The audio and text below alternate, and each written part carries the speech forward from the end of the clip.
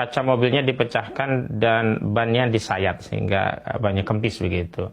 Rismon mengaku sudah hampir 1 bulan merasa dikuntit orang dan dia selalu memberikan konteks bahwa apa yang dia terima hari ini tidak lepas dari aktivitasnya yang membongkar ya secara sadis ya ijazah palsu Jokowi dengan keahliannya sebagai ahli forensik digital yang juga dirinya adalah alumni Universitas Gadjah Mada. Jadi setidaknya ada 3 alumni ya yang kencang menyuarakan agar kasus ini dibongkar.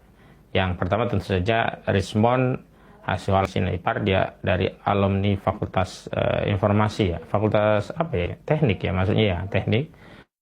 Dan ada juga Roy Suryo, juga alumni UGM yang mengkritisi ijazah Jokowi, dan termasuk juga Dr. Tifa yang belakangan juga aktif mengkritisi. Nah, 3 alumni UGM inilah yang bersuara lantang mengkritisi ijazah palsu Jokowi dengan motif agar alma maternya bisa dibersihkan dari noda sejarah sebagai kampus yang memproduksi ijazah palsu. Kita hari ini juga mengkhawatirkan ya keselamatan jiwa dari Rismon Hasyolan Sianipar. Karena itu saya kira kita meminta ya menuntut kepada negara untuk memberikan perlindungan, ketentraman dan rasa aman kepada Rismon Hasyolan Sianipar. Kalaulah ada yang tidak sependapat dengan Rismon, ya harus dihadapi dengan data, dengan keahlian. Mungkin ada yang membela Jokowi, ingin membela Jokowi dengan keahliannya, dia juga ahli forensik digital, dia juga punya data-data secara saintifik. Saintifik itu bisa meyakinkan publik bahwa ijazah Jokowi asli begitu, ya silakan saja sampaikan. Diproses hukum saja, jangan diproses secara preman, diproses secara teror, diproses dengan gaya penjahat ya, diproses dengan gaya mafia, dengan meneror ya, menyayat ban, memecahkan kaca, itu kan teror preman. Itu kan mengkonfirmasi negara sudah nggak ada di Republik ini. Sampai-sampai seorang ilmuwan sekelas Rismon Hasyolan Sianipar pun mendapat perlakuan seperti itu. Di mana fungsi negara yang melindungi rakyat, yang memberikan rasa aman dan rasa tentram?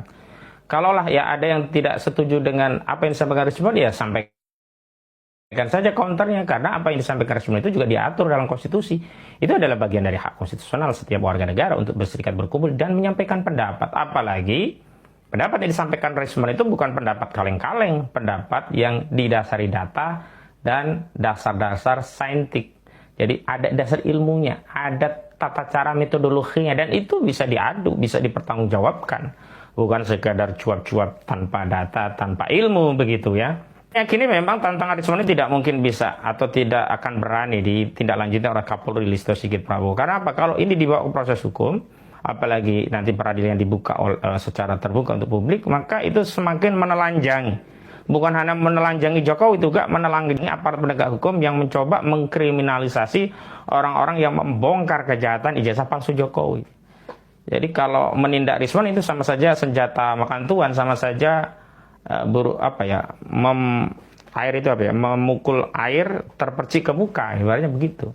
Jadi yang diserang Rismon seolah-olah ingin membungkam Rismon dengan proses hukum, tapi justru itu menjadi sarana bagi Rismon untuk membongkar kejahatan Jokowi secara formil melalui lembaga peradilan.